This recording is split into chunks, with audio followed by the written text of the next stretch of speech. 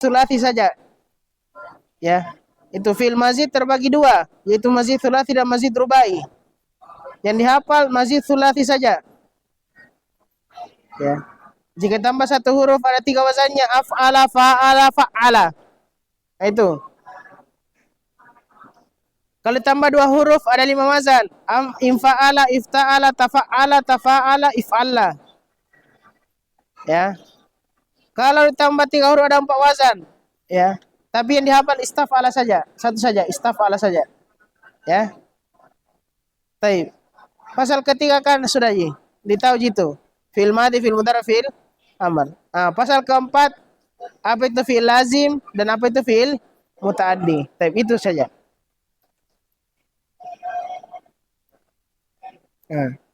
Baik.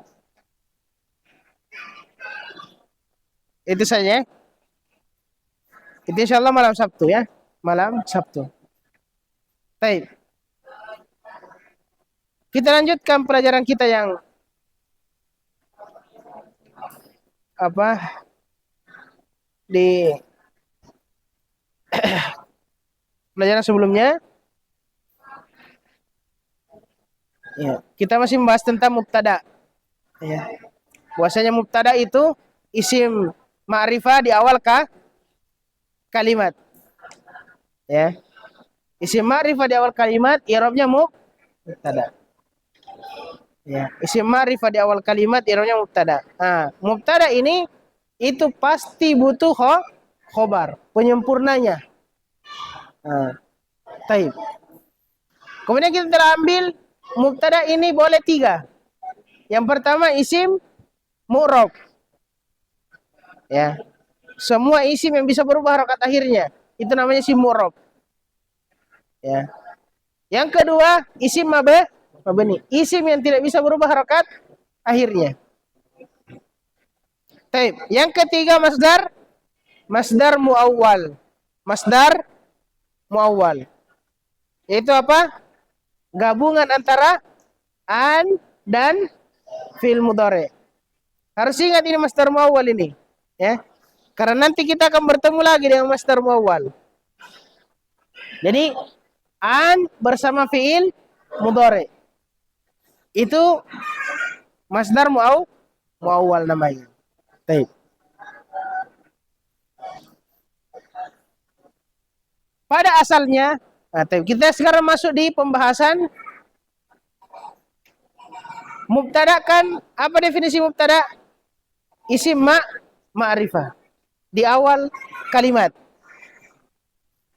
Bolehkah mubtada itu dari isim nakiro saja? Ini kan definisinya harus isim ma'rifah.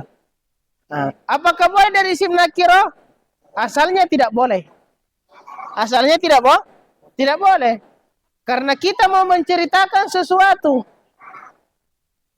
Ya, kita mau menceritakan sesuatu. Namanya kalau menceritakan sesuatu, itu kita menceritakan sesuatu yang telah jelas.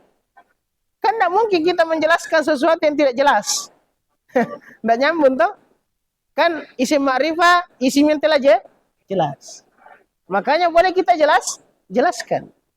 Isim nakira masih umum, belum tertentu. Makanya dia sebenarnya tidak boleh jadi isim, tidak boleh jadi mubtada. Dia sebenarnya belum layak untuk kita bicarakan. Kalau masih bentuk isim apa? Nakira. Ya, karena kita ingin menyampaikan berita ini. Ingin menjelaskan kepada orang. Ya, bagaimana orang bisa paham kalau kita hanya menyebutkan isim nakiro belum jelas? Dia kan masih bertanya-tanya. Kalau saya mengatakan kitabun mufidun, kitab, ya. Kitab berfaedah. Ya, mungkin nanti bertanya kitab apa? Ya, belum jelas. Ya, jadi pada asalnya mubtada harus ma'rifah. Harus dari isim ma'rifah. Tidak boleh dia nakirah. Tapi boleh nakirah pada beberapa keadaan. Baik. Yang pertama, jika didahului oleh penafian, nafi, penafian. Contoh penafian ma. Penafian maksudnya peniadaan. Contohnya ma, tidak. Ya. Intinya yang didahului oleh kata-kata atau huruf-huruf yang artinya tidak. Ma, la, yang mengatakan apa? Tidak. Yang artinya tidak. Ya, ma atau la. Taib. Atau didahului oleh istifham.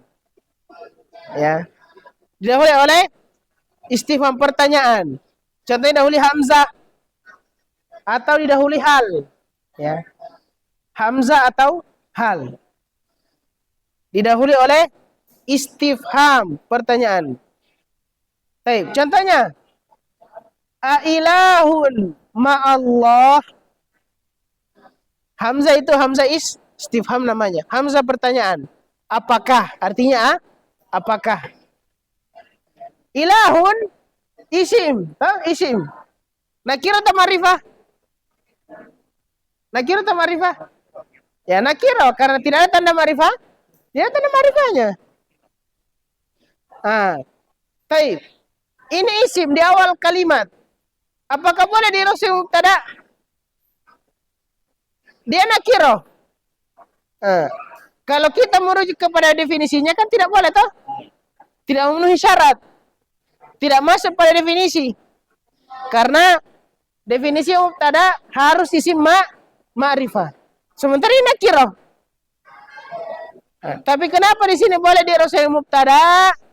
Karena didahului oleh istifham, pertanyaan.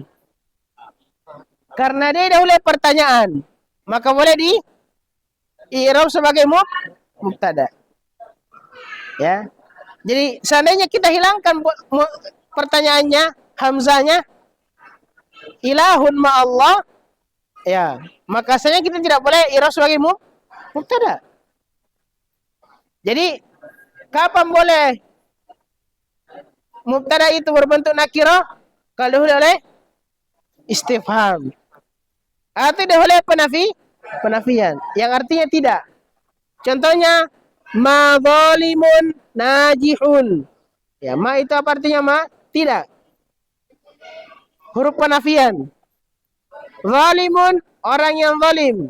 Najihun berhasil. Ya. Orang yang zalim tidak akan berhasil. Sempurna kalimatnya. Ya. Zalimun nakirah. Tidak ada tanda ma'rifahnya. Ya. Tapi bisa dirosih mubtada karena oleh penafi. Jadi ini yang pertama. Ya. Boleh mubtada itu nakirah atau boleh isim nakirah jadi mubtada kalau dahulu oleh penafian. Ini ilmunya. Baik. Yang kedua disifati.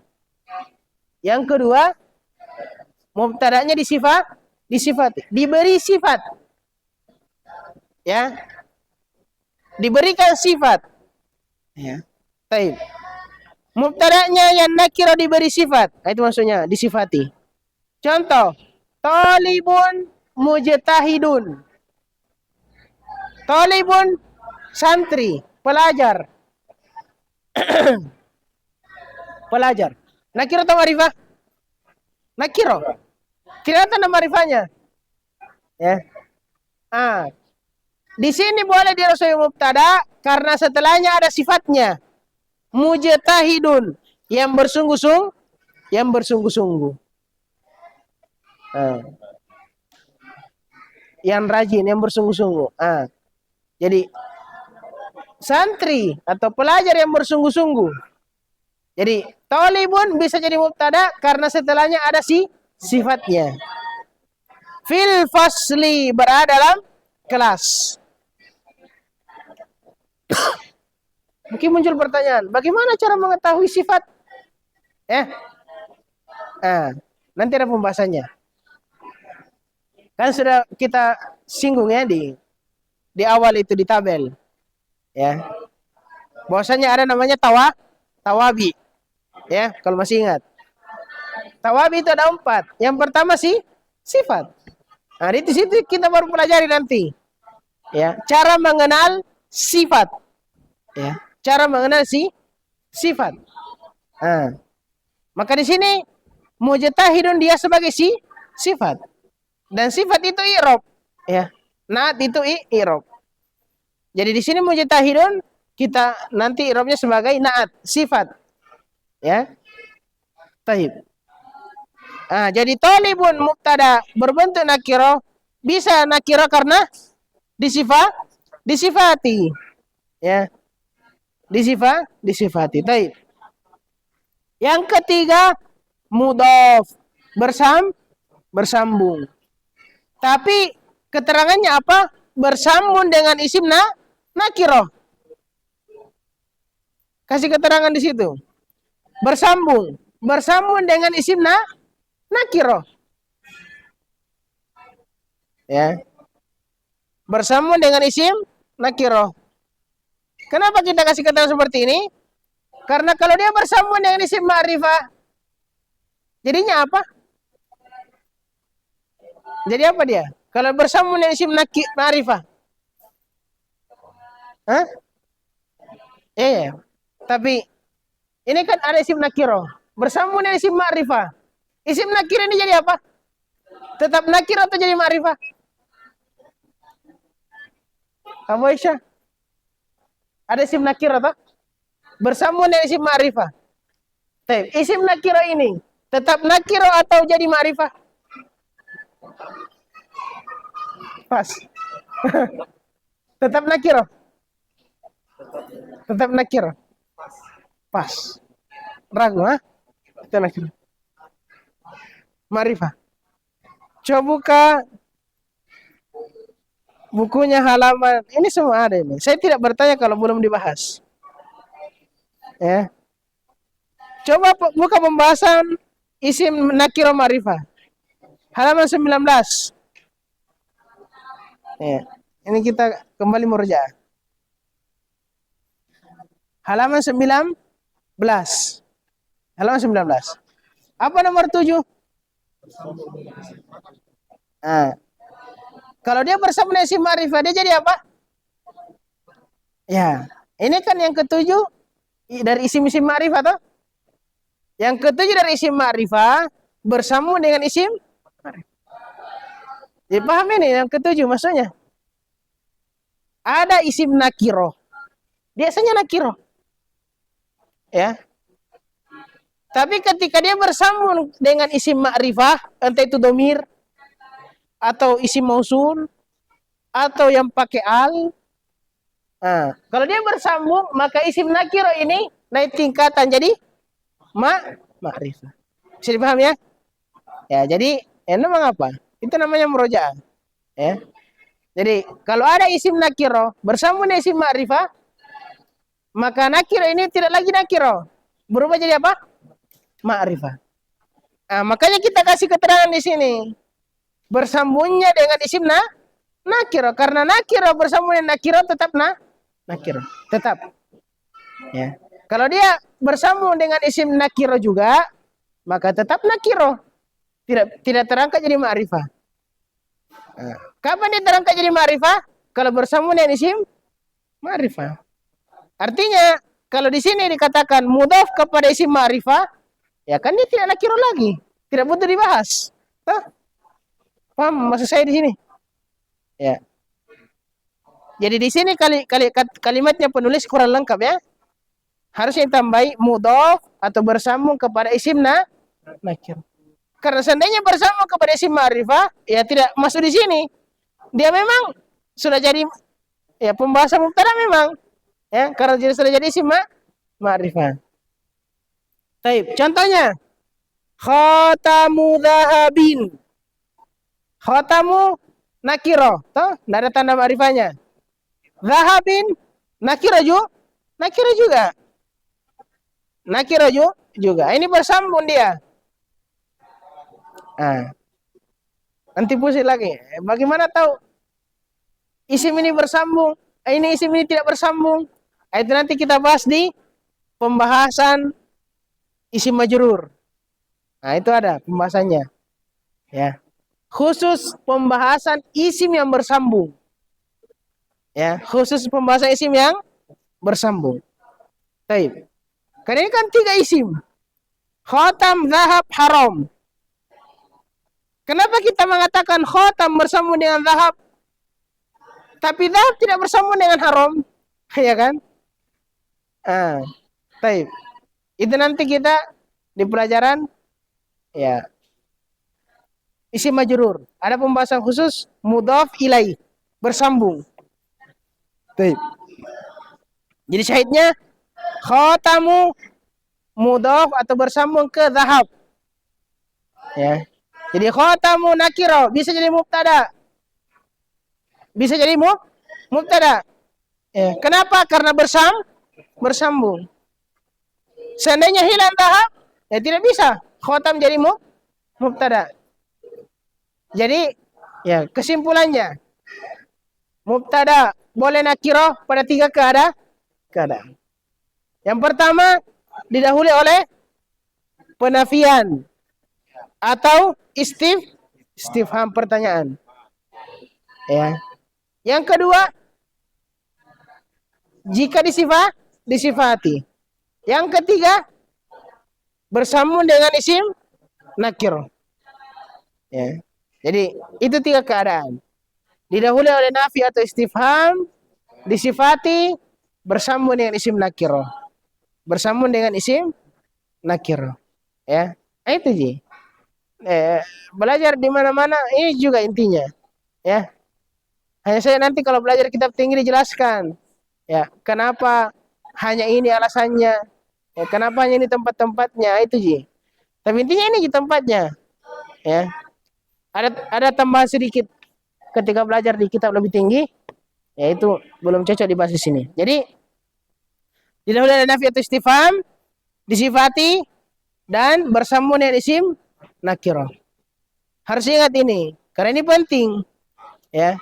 Karena ini penting, karena tidak selamanya mubtada ya, itu ma'rifah. Karena juga nakirah memang.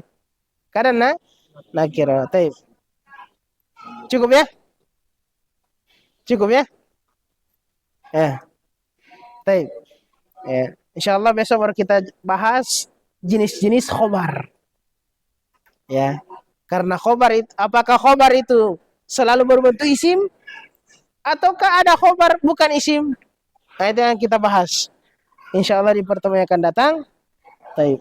Kita cukup sampai sini dan ingat itu ya yang harus dimuraja ya. Yang kita akan muraja di malam Sabtu insyaallah. Taib. Kita cukup sampai sini. Subhanakallahumma rabbana bihamdika asyhadu an la ilaha illa anta astaghfiruka wa atubu ilaik.